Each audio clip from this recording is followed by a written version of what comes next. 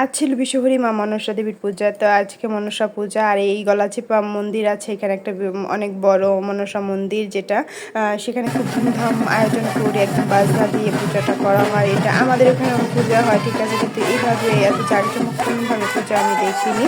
তো কালকে ছিল গোপাল ঠাকুরের শ্রীকৃষ্ণ জন্মাষ্টমী। তো সেই উপলক্ষে এখানে আয়োজন করা হয়েছিল। সে তো এখান থেকে একজন লোক কাল আমাদের নিমন্ত্রণ করেছিল, তো সেই সুবাদে আসা নয়তো আমরা জানতামই না। তো কালকে খুব জাঁকজমকভাবে জন্মাষ্টমী পালন করা হয়েছে। এখানে এসেছিলাম, আমাদের খুব ভালো লেগেছিল। আর আজকে আসার জন্য বলে দিয়েছিল, তো আজকে এসেছি।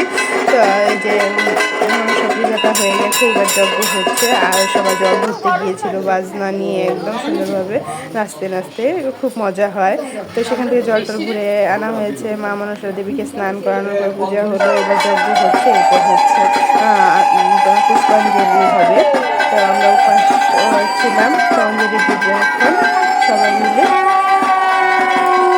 আমার খুব ভালো লেগেছে আসলে, এইভাবে মনসা পূজা আমি দেখিনি এর আগে।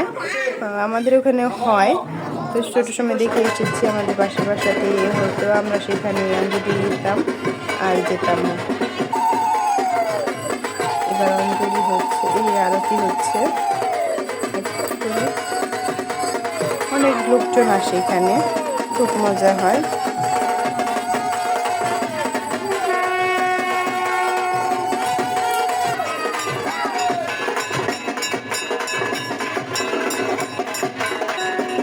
সবাই খুব মজা করে।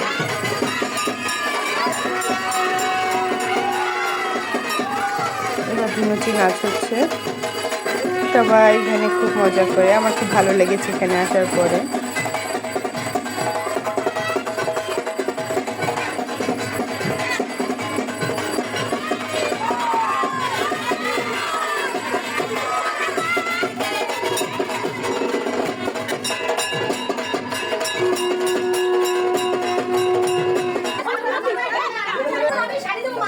কেমন আছে?